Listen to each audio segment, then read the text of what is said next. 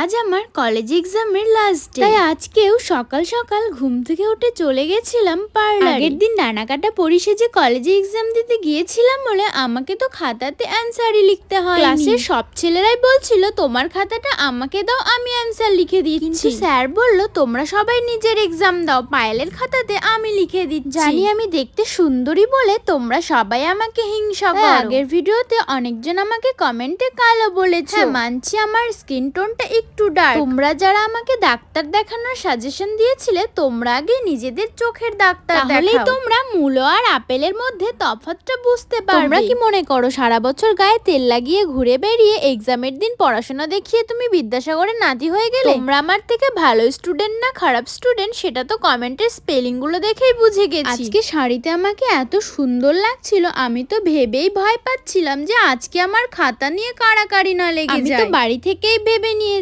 আজকে কলেজের সব থেকে হ্যান্ডসাম ছেলের হাতে আমি আমার আজকের অ্যান্সার লিখাবো।